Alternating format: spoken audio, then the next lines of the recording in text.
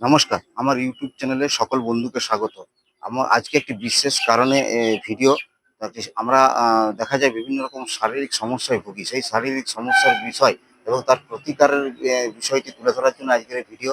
যদি আমার ভিডিওটি শেষ পর্যন্ত দেখেন তবেই বুঝতে পারবেন আজকের ভিডিওর উদ্দেশ্যটা কী। তো আমি সকল বন্ধুকে বলব, যারা আমার চ্যানেলটিকে সাবস্ক্রাইব করে রাখেননি তারা অবশ্যই আমার চ্যানেলটিকে সাবস্ক্রাইব করে দেবেন।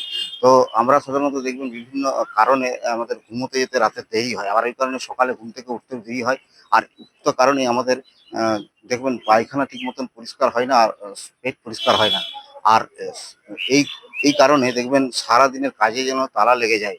তো এই সমস্যাগুলোর থেকে বের হতে গেলে কি করতে হবে? আপনাকে সকালে ঘুম থেকে ওঠা প্র্যাকটিস করতে হবে। সকালে ঘুম থেকে ওঠার জন্য আপনাকে আ এ রাত্রি রাত্রিবেলায় আ খুব সকাল, সকাল ঘুমিয়ে পড়তে হবে এবং তারপর আপনাকে সকালবেলায় ভোরবেলায় ঘুম থেকে উঠে ফ্রেশ হয়ে আপনাকে বেরিয়ে যেতে হবে কোনো প্রাকৃতিক পরিবেশের নির্জন জায়গায়। সেখানে গিয়ে আপনাকে কিছু ব্যায়াম করতে হবে। যেটাকে আমরা আমরা খালি হাতে ব্যায়াম সেগুলো করতে হবে। তবে আপনি হয়তো দেখবেন সুস্থ থাকতে পারবেন। যেমন ধরুন, আমি আজকে দেখুন আপনাদেরকে দেখাচ্ছি, বেশ কয়েকটি ব্যায়াম আছে যেগুলো দেখাচ্ছি আপনাদেরকে।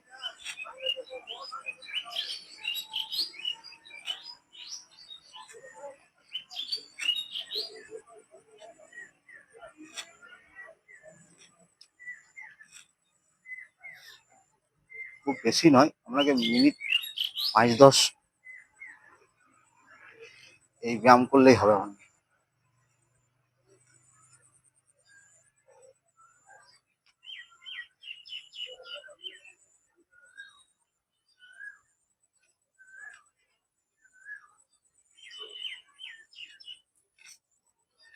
আমি একটু করে আপনাকে দেখাচ্ছি ব্যায়ামগুলো। তবে এগুলো আপনাকে একটু বেশি সময় ধরে করতে হবে।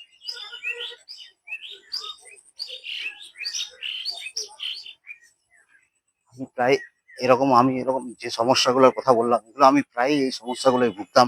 তো এই সমস্যাগুলো থেকে দূর হতে আমি স্থির করি যে আমিও সকাল, সকাল ঘুমিয়ে পড়বো এবং ভোরবেলায় উঠে এই হেঁটে ৪-৫ কিলোমিটার দূরে হেঁটে গিয়ে অনেক স্থানে এইসব খালি হাতে যে ব্যায়ামগুলো সেগুলো করব। তো এগুলো করার ফলে আমি অনেক প্রতিকার পেয়েছি। আমারও রাত্রে ঘুমাতে যেতে দেরি হতো, সকালবেলা ঘুম থেকে উঠতে দেরি হতো, পায়খানা ঠিক মতন পরিষ্কার হতো না। তো এইসব সমস্যাগুলোর কারণে আমার সারাদিনের কাজে মন বসতো না। আর উক্ত কারণে আমি একদম স্থির সিদ্ধান্ত নিই যে একদম এই সমস্যাগুলোর একদম স্থায়ী সমাধান আমি চাইছিলাম। তো তখন আমি নিজে ঠিক করি যে এটার মূল কারণ হচ্ছে শারীরিক কসরত না করার কারণে এই সমস্যাগুলো তৈরি হচ্ছে। তো এই শারীরিক কসরতগুলো থেকে কসরত না করার কারণে এই যে সমস্যাগুলো সেগুলো থেকে দূর করতে গেলে শারীরিক কসরত আবার শুরু করতে হবে। তার জন্য আমি এই সকালবেলায় আমি সাধারণত সকালবেলায় এই বাঁকুড়া শহরের নিকটবর্তী যে গন্ধেশ্বরী নদী, সেই গন্ধেশ্বরী নদীর পাড়ে আমি যে গন্ধেশ্বরী নদীর পাড়ে অবস্থিত যে গন্ধেশ্বরী উদ্যান, সেই গন্ধেশ্বরী উদ্যানে এসে আমি প্রায় বছর ১.৫ হয়ে গেল আমি এখানে আসি।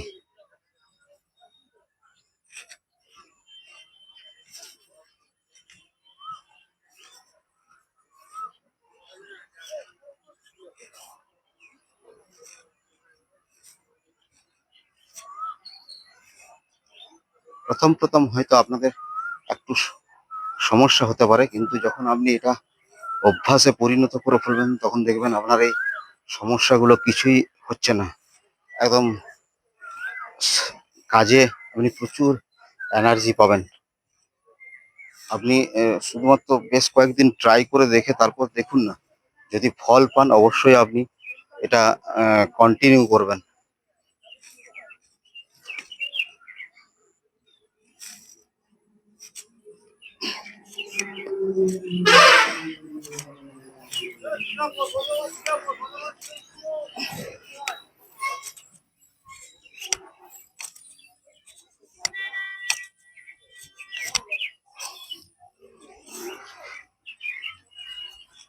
১ম আমি যখন বেরোচ্ছিলাম তখন প্রচন্ড অসুবিধা হচ্ছিল।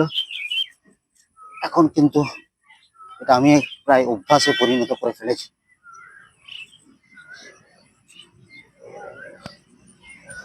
সত্যি কথা বলতে কি, সকালে বেরিয়ে একটু হেঁটে এইসব খালি হাতে যে ব্যায়াম, এগুলো করলে এনার্জি প্রচন্ড বেড়ে যায়। আপনি সারাদিনের কাজে প্রচুর এনার্জি পাবেন।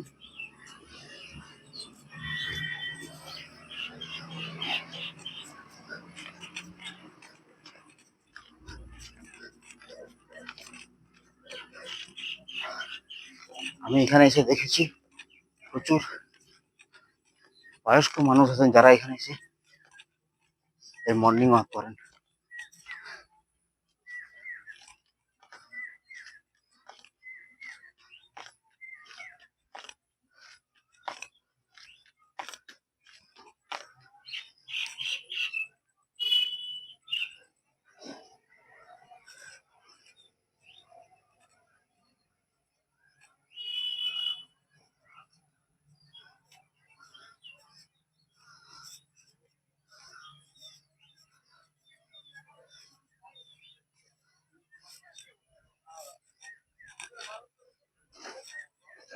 আরেকবার বলে দিচ্ছি, যাদের রাত্রিবেলায় ঘুমোতে যেতে দেরি হয় বা সকালে ঘুম থেকে উঠতে দেরি হয়, তাদের দেখবেন সাধারণত পায়খানা ঠিক মতন পরিষ্কার হয় না, পেট পরিষ্কার হয় না, আর উক্ত কারণে সারাদিনের কাজে দেখবেন তালা লেগে যায়, আপনার কাজে এনার্জি থাকে না। এইসব সমস্যাগুলো কি কারণে হয় জানেন? এইসব সমস্যাগুলো হয় শারীরিক কসরত না করার জন্য। তো আপনাকে, আপনি যদি এইসব সমস্যাগুলো থেকে বেরোতে চান, তাহলে অবশ্যই শারীরিক কসরত শুরু করতে হবে। আরেকটা কারণে আপনাকে করতে হবে, সকালবেলায় ঘুম থেকে উঠতে হবে। ভোরবেলায় ঘুম থেকে উঠে 4-5 কিলোমিটার হেঁটে গিয়ে কোনো আহ, নির্জন নিরিবিলি কোনো প্রাকৃতিক পরিবেশে গিয়ে খালি হাতে ব্যায়াম করে শারীরিক কসরত করতে হবে। তারপরে দেখবেন আপনি বেশ কয়েকদিন করার পর আপনি দেখবেন একটা সময় এটা আপনার অভ্যাসে পরিণত হয়ে গেছে এবং আপনি প্রচুর কাজে এনার্জি পাচ্ছেন। আপনার যে সমস্যাগুলো ছিল সেই সমস্যাগুলো দেখবেন আস্তে আস্তে সব দূর হয়ে যাবে। আমি বিগত 1.5 বছর ধরে আমি এই পন্থা অবলম্বন করার ফলে আমি আমার সমস্ত সমস্যাগুলো থেকে প্রায় মুক্ত হতে পেরেছি। তো আপনারা চেষ্টা করলে এই সমস্যাগুলো থেকে মুক্তি পেতে পারেন। তো আমার এই ভিডিওটি যদি ভালো লেগে থাকে, তাহলে অবশ্যই আমার লাইক, শেয়ার এবং কমেন্ট করে দেবেন। এবং পরিশেষে একটাই অনুরোধ করছি, যদি আমার চ্যানেলটিকে আপনি সাবস্ক্রাইব করে না থাকেন, তাহলে অবশ্যই সাবস্ক্রাইব করে দেবেন।